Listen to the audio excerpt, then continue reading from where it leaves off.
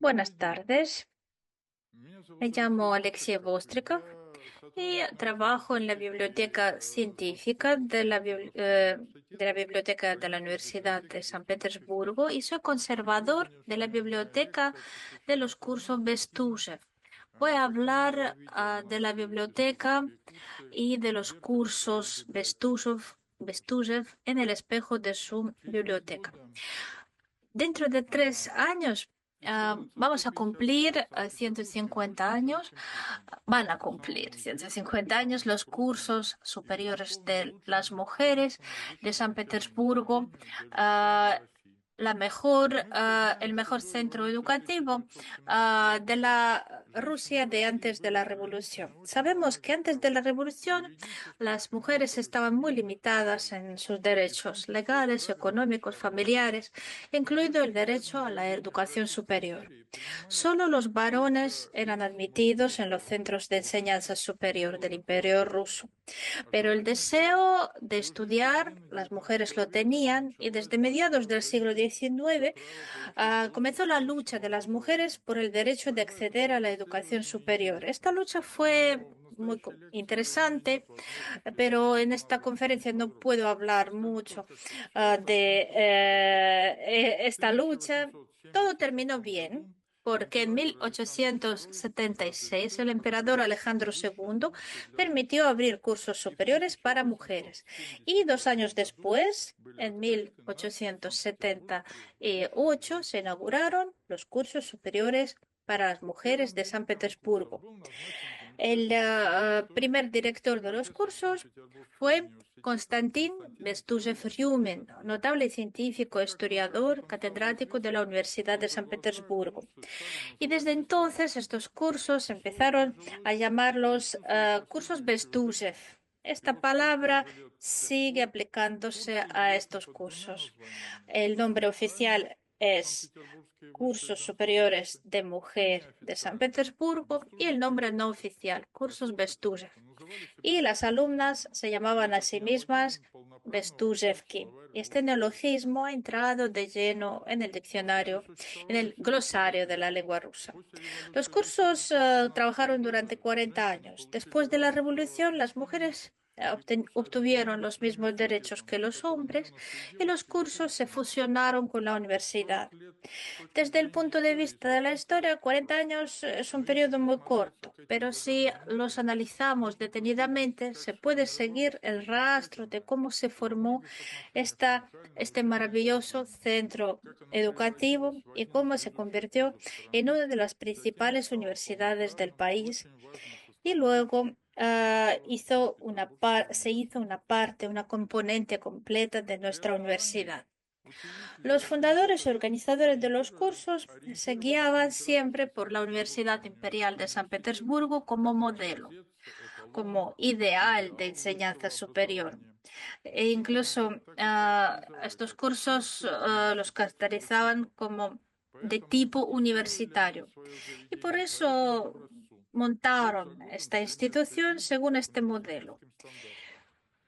Tenían las mismas facultades que la universidad, la de historia y filología, donde se impartían todas las disciplinas de humanidades, y la de física y matemática, con un departamento de ciencias químicas y naturales. Y luego, en el año 1906, se abrió la facultad de Derecho.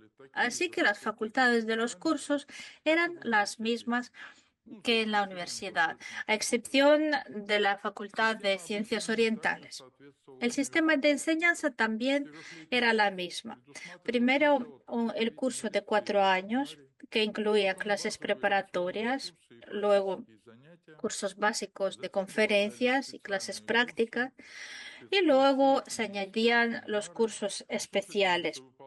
Las alumnas realizaban trabajos independientes, hacían experimentos, preparaban trabajos de curso y al final de cada año escribían, aprobaban los exámenes y pasaban al curso siguiente.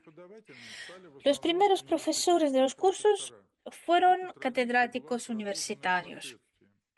Allí impartían sus conferencias tales científicos como los químicos Dmitry Mendeleev o Alexander Butlerov, los físicos Ivan Borgman y Boris Golitsyn, el filósofo Vladimir Solovyov, el botánico Andrei Beketov, el fisiólogo Ivan Sechenov, el geólogo Ivan Mushketov, el lingüista Ivan Baudouin de Courtenay, los críticos literarios Alexander Veselovsky, Dmitry Ovsyanenko-Kulikovsky, los historiadores Sergei Platonov, Ivan Grevs y Nikolai Kareyev, los estudiosos de las lenguas clásicas y antiguas Fadei Zelinsky y Mikhail Rostovtsev, juristas Mikhail Parchment y David Grimm.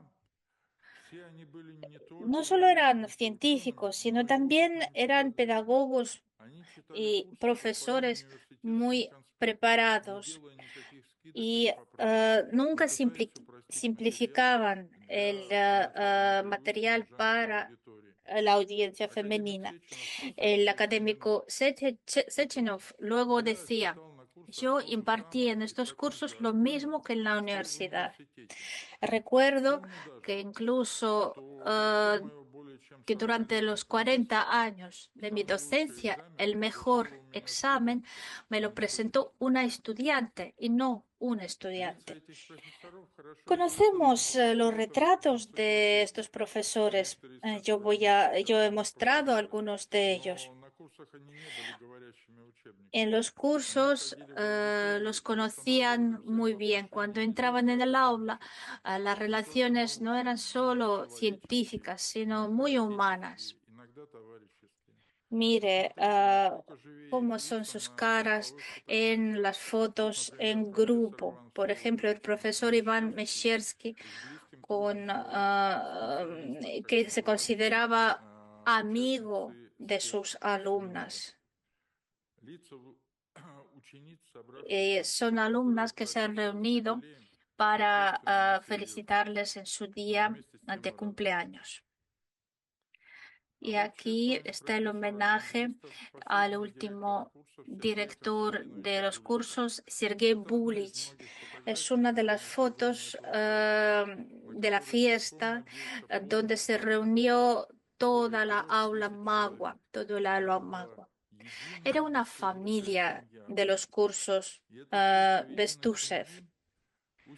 Y luego no solo impartían cursos los docentes hombres, sino las mismas graduadas de los cursos. Ellas se titulaban profesoras asistentes, pero en cuanto a su nivel, estaban a nivel de los profesores. Entre ellas estaba la matemática Schiff, Petujova, la física Serdovenskaya, historiadora medievista Dobiash Rojdestenskaya. Más de 400 personas impartieron clases en estos cursos y de ellos unas 40 profesoras graduadas de los cursos. Bien, pues, ¿quién estudiaba en estos cursos y qué se exigía para la admisión? Pues necesitaban tener un certificado de educación secundaria expedido por un gimnasio femenino o un instituto para doncellas nobles. No había exámenes de ingreso. El número de estudiantes estaba limitado por el Ministerio de Educación Pública. Entre 200, 300 alumnas en la década de 1880, hace casi 2000 en los años 1915, 1916. Las solicitantes con las mejores notas tenían preferencia. Y si tenían un título de honor de la escuela secundaria, claro que tenían más posibilidades de entrar en estos cursos. Así que no había ninguna restricción formal. Claro que en el siglo XIX las estudiantes normalmente eran de familias nobles, hijas de médicos, de profesores, lo que ahora diríamos inteligencia, intelectuales, pero en el Imperio Ruso no había clase social de inteligencia. Pero luego en el siglo XX ya aparecían entre las estudiantes ah, representantes de otras clases sociales, de familias del clero, burguesas o incluso hijas de campesinos. En el año 1915 había un 14% de las estudiantes campesinas. El reglamento establecía que se podía entrar a partir de los 16 años, pero sabemos las excepciones cuando se aceptó a chicas con talento que aún no habían cumplido esa edad. Ustedes han visto el retrato de Viera Bogdanovskaya, profesora, pero así era ella cuando acababa de entrar en los cursos. Ella todavía no había cumplido 16 años. Se graduó con los casi 20 años y con los 25 años ya se hizo doctora en química de la Universidad de Ginebra. Pero la mayoría tenía más edad, de 20 a 25 años. En aquella época, la mayoría de edad llegaban a los 21 años. Los que todavía no tenían esta edad necesitaban presentar el permiso de los padres o de los tutores. Y las chicas casadas tenían que presentar el permiso de su marido. Pero no había límite superior de edad, así que había mujeres de 30, 40 o incluso 50 años. En esta foto vemos en un grupo, en una clase, a chicas muy jóvenes y a mujeres más mayores. Y todos están cerca de su profesor Vladimir Paladin, al que llamaban tío Volodya. Durante toda su existencia, los cursos Bestúzhev fueron la mejor institución de enseñanza superior para mujeres en el Imperio ruso. Y por esto aquí venían a estudiar personas de todo el país, desde el lejano oriente hasta el reino de Polonia, de Almaty, de Murmansk, de Arjángelsk. Y la proporción de mujeres de San Petersburgo y de las que llegaban era aproximadamente igual. Desde 1889 a 1905, los cursos contaron con un albergue para extranjeros o para las llegadas de otras ciudades, con pensiones, con criadas para mantener la limpieza y una inspectora especial que vigilaba el comportamiento de las residentes. Así eran las habitaciones para una mujer, una chica, pero también había habitaciones compartidas. La mayoría de alumnas procedían de familias ortodoxas, pero también había chicas de otras religiones, católicas, luteranas, armenio-gregorianas, viejas creyentes, judías y mahometanas. También extranjeras procedentes de Bulgaria, Francia, Italia, Suiza y otros países. Solo tenían que pasar los exámenes en una escuela o gimnasio, como se llamaba entonces, de enseñanza secundaria. Y en total, durante los 40 años de existencia de los cursos Bestúzhev, unas 7.500 graduadas recibieron un título de graduación. Y hay listas de todas las graduadas y en el siglo XXI fueron publicadas por los archivistas y conocemos todos los nombres de las graduadas. Pues permitan repetirlo. Durante sus 40 años de existencia, los cursos superiores femeninos de San Petersburgo se desarrollaron y se ampliaron para acercarse a los estándares universitarios. Y en el año 1915, la dirección se preparaba para presentar una solicitud oficial al más alto nombre para cambiar el nombre por la Universidad de las Mujeres de Petrogrado, subrayando que los cursos habían llegado a ser comparables a la universidad en todos los aspectos: profesorado, programas, nivel de enseñanza, instalaciones y número de alumnas. Pero claro, había también diferencias. El certificado de graduación universitaria otorgaba a los jóvenes graduados el derecho a un rango. A los que querían continuar su carrera científica tenían derecho a preparar y defender tesis, primero tesis de máster, luego tesis doctoral, derecho a ocupar los puestos de profesores asistentes privados y catedráticos, derecho a ser elegido miembro de la Academia de las Ciencias. Pero las mujeres no tenían rangos y solo había dos títulos académicos. Se llamaban o tutora a domicilio o profesora a domicilio. Y los 40 años de la existencia de los cursos, y son los últimos 40 años del Imperio Ruso, pues es una crónica de la lucha de las mujeres por el derecho a ampliar sus oportunidades de aplicar los conocimientos. Primero, en la década de los 80, solo se les permitía enseñar en instituciones educativas femeninas, primarias y secundarias, y solo en los grados inferiores y medios. A finales del siglo XIX se les permitía enseñar en todos los grados, pero solo en centros femeninos. Y a principios del siglo XX se les permitió enseñar también en los grados inferiores de los gimnasios masculinos. Finalmente, en 1911 se les permitió adquirir diplomas estatales unificados de educación superior, defender tesis y adquirir títulos académicos masculinos, entre comillas.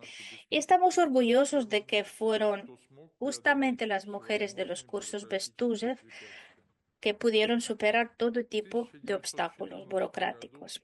En 1914, María Ostrovskaya, ah, sobrina del célebre dramaturgo, fue la primera mujer en defender la tesis de máster en Rusia. Y en otoño del mismo año, ella fue elegida como docente privada de la Universidad de Petrogrado. En 1515 se le unieron la matemática Nadezhda Gernet e historiadora medievalista Olga Dobias-Rождественская. Pues esta última es una científica destacada de Rusia. Ella pudo defender su tesis doctoral según las reglas de antes de la revolución en el año 1918, y era la única mujer rusa que defendió la tesis doctoral según las reglas antiguas. Y en el año 34, ya en la Unión Soviética, volvieron los títulos de científicos. Se llamaba entonces tesis de candidato y tesis de doctor. Y le volvieron a otorgar el título de doctora en historia. Pero la mayoría de las graduadas obedecían las normas establecidas y se convertían en simples maestras en escuelas para niñas y colegios religiosos. Y para esto en realidad no se exigía el certificado de graduación de los cursos superiores. En los estatutos de los cursos incluso estaba escrito que el certificado de graduación no da a su titular ninguna preferencia, ninguna ventaja. Es decir, era un título bonito que se archivaba en la casa para mostrar luego a los nietos. Sin embargo, siempre había competencia para entrar en estos cursos y la cantidad de alumnas siempre crecía. Es decir, allí estudiaban solo las chicas que querían estudiar de verdad, sí, independientemente de los beneficios prácticos, que querían estudiar matemáticas, astronomía, historia, y las unía ah, esta ansia por el conocimiento. Muchas de ellas tuvieron que superar los prejuicios sociales contra la educación superior para las mujeres, muy extendidos, sobre todo en el siglo XIX. A veces incluso era difícil explicar a los padres que su hija, en vez de formar familia y complacerles con los nietos, quería estudiar en algunos cursos. Y para la mayoría de las alumnas, el mero hecho de matricularse en los cursos fue el primer acto independiente de sus vidas, el punto de partida de construir su propia personalidad. No todas conseguían terminar el curso completo, a algunas se les daba difícil, algunas ciencias complejas porque Mendeleev o Butlerov o Sechenov eran muy estrictos, muy severos y les daba igual si era un alumno o una alumna. También tenían las chicas sus obstáculos. Algunas chicas se casaban con un oficial y tenía que irse con su marido a otra parte de Rusia. A otras chicas les pedían los padres que volviera a casa para ayudarles, etcétera, etcétera. Pero todos los que alguna vez ingresaron en estos cursos, sin depender de si se graduaron, si lo terminaron, sin depender de cuántos años pasaron allá, siguieron llamándose Bestuzhevka hasta el final de sus días. Por eso había comités de las antiguas graduadas que funcionaban en Moscú, en Leningrado, hasta los años 60 del siglo XX. Y estas chicas, bueno, chicas, eran mayores, ancianas, se reunían para compartir recuerdos, enviaban cartas por todo el país para saber qué ha sido de sus compañeras y de sus profesores. Ellos prepararon incluso un libro de sus recuerdos. Aquí en esta diapositiva es la segunda imagen. Es el mejor libro sobre los cursos Bestúzhev. Y cerca a la izquierda está el libro preparado por las ex Bestuzhevki en el extranjero, publicado en París en 1971, que se titula Nuestro tributo a los cursos superiores de Bestúzhev, lo que muestra su gratitud por el alma mater desde los primeros días de sus estudios y hasta el final de sus vidas.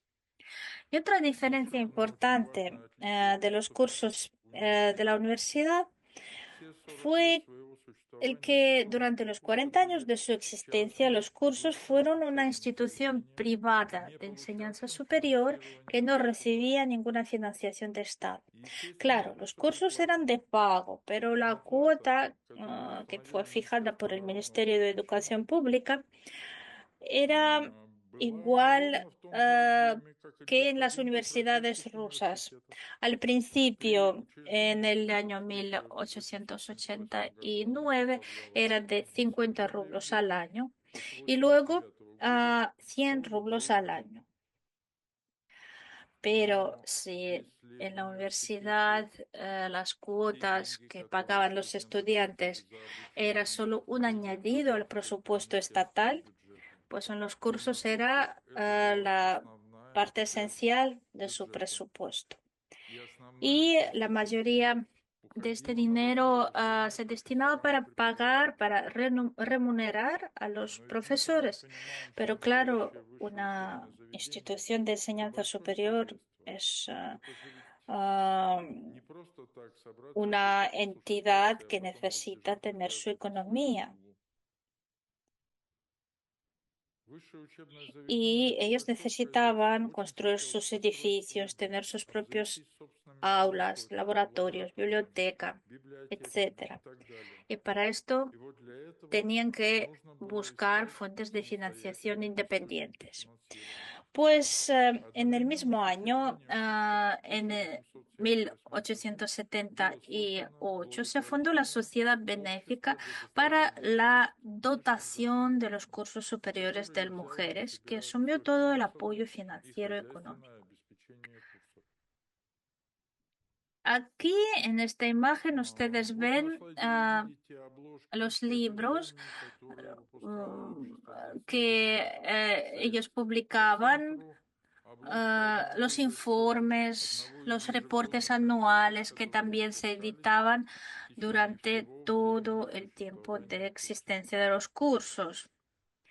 Y podemos decir que el desarrollo y expansión de estos cursos se debieron a la amplia ayuda que les prestó la sociedad rusa. Los profesores y catedráticos distinguidos siempre impartían algunas clases gratuitamente. Las empresas comerciales daban privilegios por los bienes adquiridos. Los servicios municipales les hacían descuentos en los servicios públicos. Los artistas famosos transferían sus honorarios de los conciertos, incluso el teatro de Moscú, de Stanislavski, de Nemirovich Danchenko, y hicieron una función para donar los ingresos a los cursos Bestúzhev. También la gente particular ayudaba, había socios que podían aportar donaciones cada año. Había personas ricas que donaban cientos o miles de rublos. Y el comité de la sociedad gestionaba hábilmente las donaciones. Había todo un sistema que permitía aumentar el presupuesto. Y así en el año 1915 el presupuesto anual de los cursos era alrededor de medio millón de rublos y todos sus bienes se estimaban en más de 2 millones. Y lo más importante de estos bienes son los edificios. En el año 85 construyeron el primer edificio Bestúzhev en la isla Vasilievsky. Esta parte de San Petersburgo eh, se destinaba para la universidad. Y en los siguientes 30 años, los cursos construyeron 6 edificios más en la línea número 10, 31, 33, 35, 3 edificios. La avenida Sredny de la isla número 41 y 43. Y así ellos formaron todo un bloque, toda una manzana de Bestúzhev, y todos los edificios estaban unidos entre sí con corredores, pasadizos, Este, eh, este edificio es muy conocido porque allí está la facultad llamada Instituto de Ciencias de la Tierra de la Universidad Estatal de San Petersburgo. Y estos edificios albergaban no solo aulas y oficinas, sino también laboratorios. Aquí vemos laboratorio químico proyectado por Alexander Butlerov. Y los fondos para su organización los donó una de las exgraduadas de los cursos que quiso aportar ah, para el desarrollo de su alma mater, aportar dinero. Tenían incluso su propio observatorio astronómico y los datos de este observatorio iban al registro internacional unido y unas de las graduadas de los cursos antes de la revolución trabajaron en el observatorio Pulkovo se convirtieron en astrónomas destacadas. Pero la biblioteca era especialmente querida por los profesores y alumnas. Empezó con dos estanterías de libros. Y desde el principio estaba claro que los cursos no disponían de fondos para la compra de libros y la biblioteca se tendría que reponer con donativos. Los primeros, naturalmente, fueron los profesores, los catedráticos. Cuando daban sus conferencias, ah, cuando recomendaban bibliografías, ellos consideraban absolutamente natural donar libros, es decir, ayudar a las oyentes a acceder a estos libros. Y muy pronto esto se convirtió en una tradición común, donar, regalar a la biblioteca un ejemplar de su nuevo libro o de su nuevo artículo. El ejemplo de de los profesores fue pronto seguido por sus amigos y colegas que veían en esto un doble valor. Podían difundir sus propios logros, pensamientos y así ayudaban a los cursos y en general a la idea de la educación superior femenina. Y pronto las sociedades científicas, las revistas científicas, instituciones de educación superior y, claro, la Universidad Imperial de San Petersburgo comenzaron a enviar copias gratuitas de sus obras a la biblioteca Bestúzhev.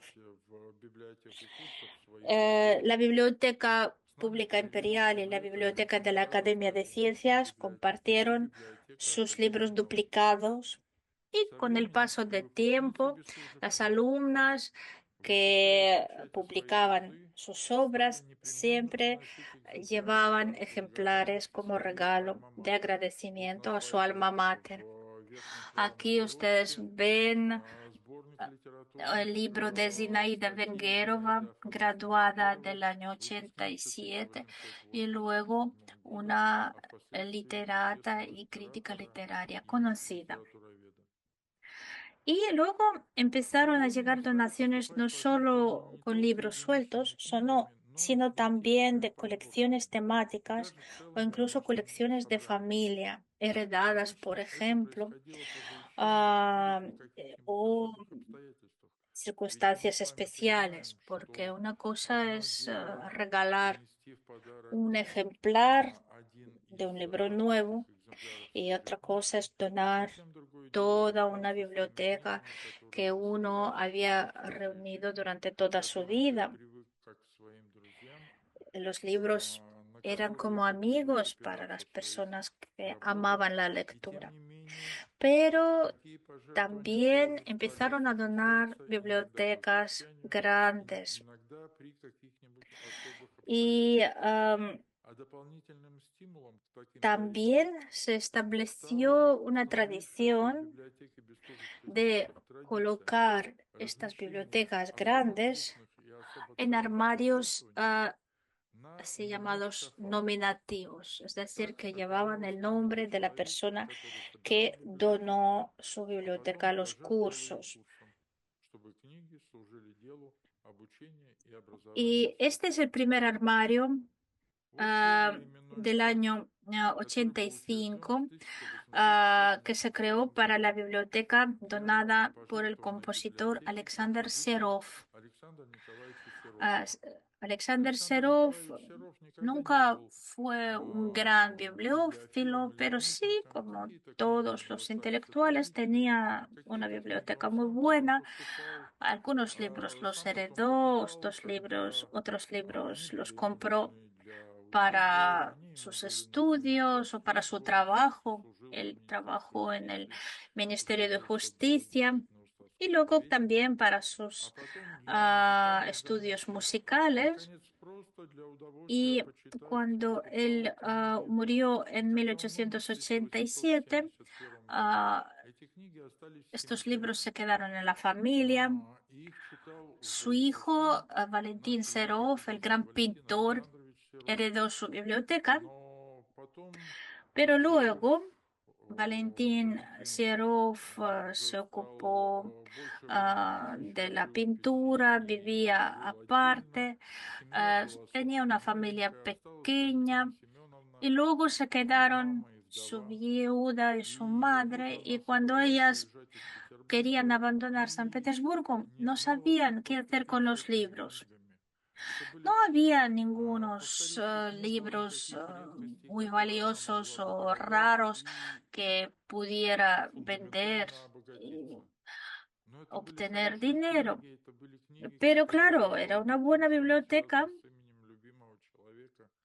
y entonces ellas decidieron entregarlos a alguien y en el año 85 los cursos construyeron su propio edificio y entonces Valentina Serova dona de la biblioteca de su marido, ah, que contaba con más de 4.000 volúmenes en 18 gabinetes.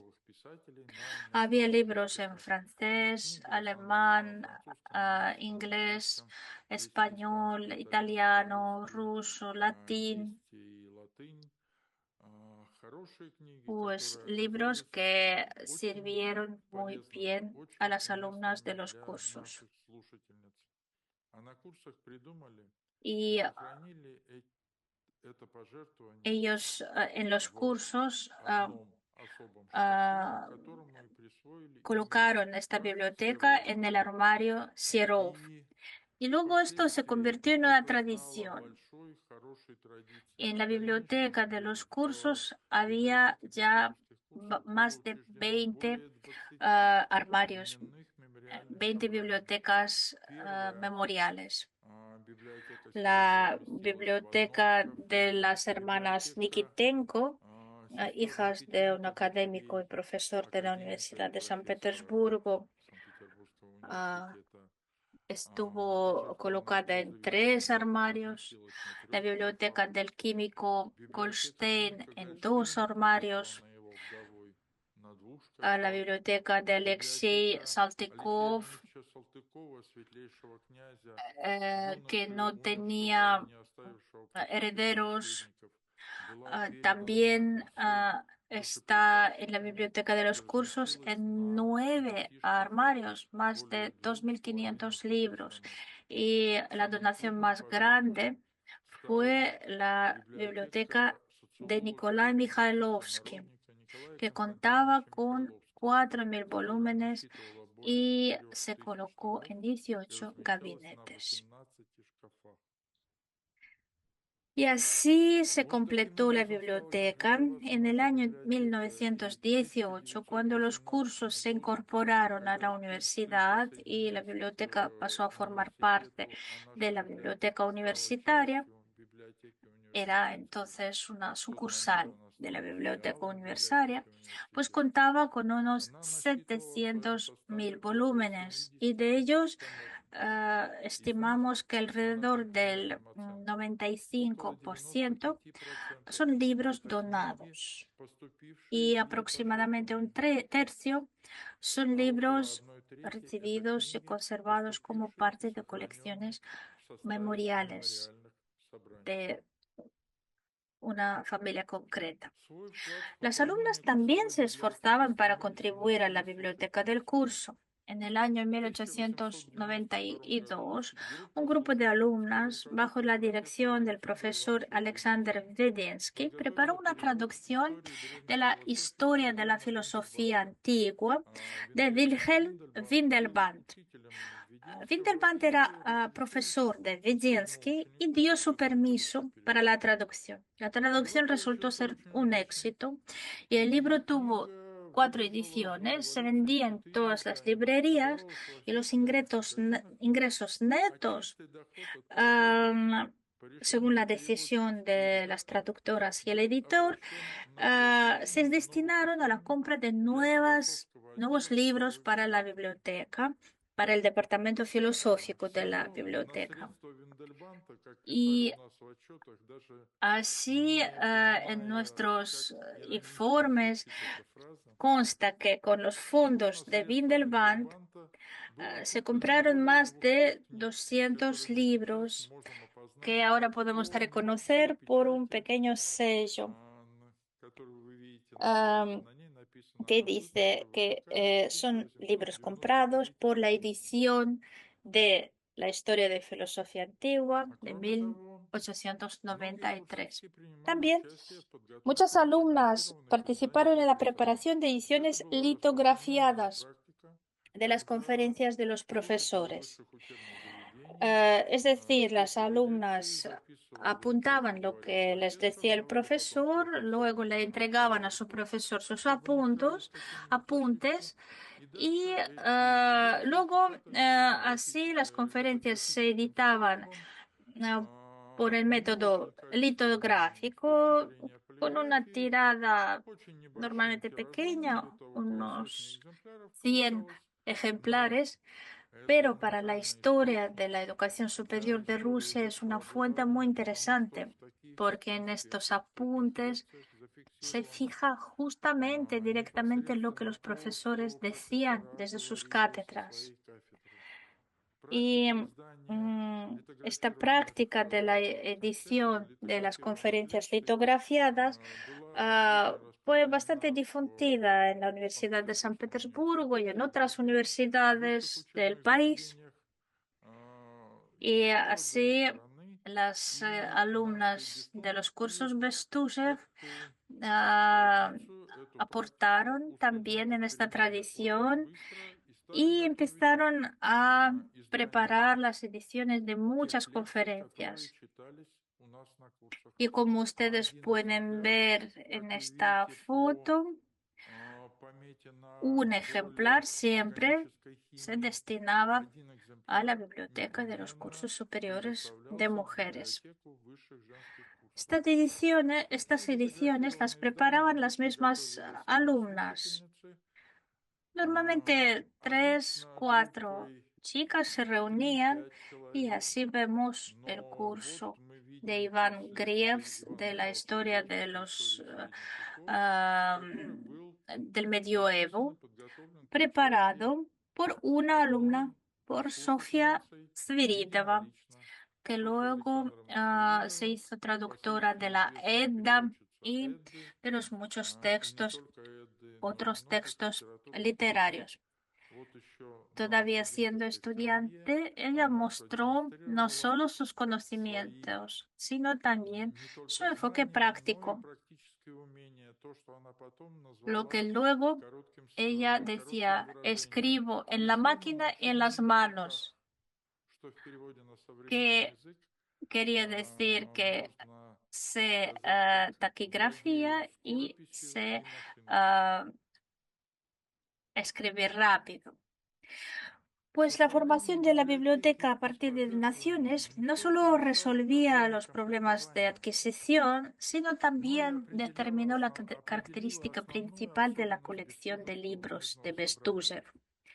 Las muchachas cogían los libros para llevarlos a casa y encontraban allí las marcas o las inscripciones del propietario, notas de regalo, de los profesores, maestros conocidos, escritores, y así se formaba una actitud muy cuidadosa y respetuosa hacia el libro. Las oyentes se unían a la sociedad de todos los lectores anteriores de este libro.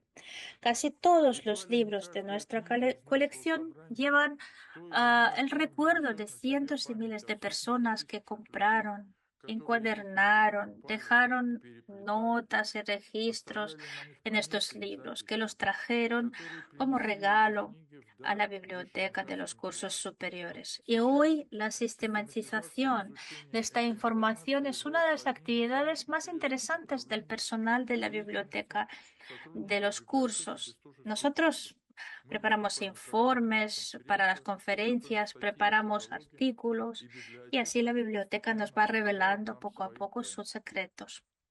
Y el aspecto único de esta biblioteca lo adquirió después del año 1900, cuando se trasladó a un nuevo edificio. El arquitecto Alexander Krasovsky, que en aquel entonces era el arquitecto en jefe del Palacio de Invierno, había construido el interior de la biblioteca de Nicolás II en el estilo pseudogótico en Hermitage, en el Palacio de Invierno. Pero repitió este diseño para la nueva biblioteca de los cursos Bestúzhev. Aplicó las mismas soluciones. Había una balaustrada, todo estaba construido en la madera de roble. Y cuando las muchachas se encontraban en este entorno, las chicas recordaban la historia antigua, como decían ellas, las leyendas sobre Fausto y los sabios medievales, etcétera, etcétera. Y allí trabajaba Ekaterina Balovanova, graduada de la primera promoción, especialista en biblioteconomía, y también traductora y escritora. Ella había estudiado en la Universidad de Göttingen y en 1882 fue graduada y contratada como bibliotecaria de los cursos superiores femeninos y trabajó allí hasta el año 1919. Y luego, después de la revolución, ya muy mayor y bastante sola, siempre venía a ayudar a sus antiguos ayudantes hasta el año 25. Pues en el año 1882, cuando se hizo cargo de la biblioteca, ella estableció una ordenación por formato. Esto significaba que los libros no se disponían en las estanterías según un principio sistemático o su contenido o su orden alfabético, no, sino por su altura, como decía ella. De modo que la distancia entre el borde superior de un libro y el estante fuera mínima. Así se reducía el polvo y se aseguraba una disposición compacta. Y cada libro quedaba fijado de una vez por todas en su lugar. Y así había hileras seleccionadas de lomos, de libros, que no tenían ningún hueco entre sí y formaban una alfombra continua a lo largo de tres paredes del aula. Y las fotos antiguas nos permiten no solo ver el aspecto inalterado de nuestras estanterías, sino también encontrar los volúmenes exactos en los mismos lugares. más de 120 años después. Pues esta disposición requería la ordenación y los catálogos de fichas, lo que Ekaterina Balovanova y sus ayudantes hicieron a la perfección. Y en el año 1909, Balovanova preparó un catálogo impreso de la biblioteca en tres tomos por facultad. Y después del año 18, la biblioteca de los cursos pasó a formar parte de la universitaria. Los libros permanecieron en sus lugares y la sala fue reequipada para los lectores y primero albergó la sala de lectura de la biblioteca de Facultad Obrera, luego la de la Facultad de Matemáticas y la de Química. Durante la Segunda Guerra Mundial y el sitio de Leningrado, el local permaneció cerrado. No se realizó ningún trabajo en él. Y las penurias de la vida del sitio no afectaron a la biblioteca. Y con la llegada de la paz se reanudó la vida estudiantil. Después de que los departamentos, las facultades de matemáticas y química se trasladaran a Peterhof, los locales se destinaron al trabajo bibliotecario. Y ya en el siglo XXI nos dimos cuenta de lo interesante y único monumento de la cultura bibliotecaria es la Bestuzhevka. Ahora somos un sector independiente dentro de la Biblioteca Científica Maxim Gorky de la Universidad Estatal de San Petersburgo. Todos los libros están catalogados y muchos de ellos también tienen variante digital y se las puede consultar en la Biblioteca Presidencial Boris Yeltsin.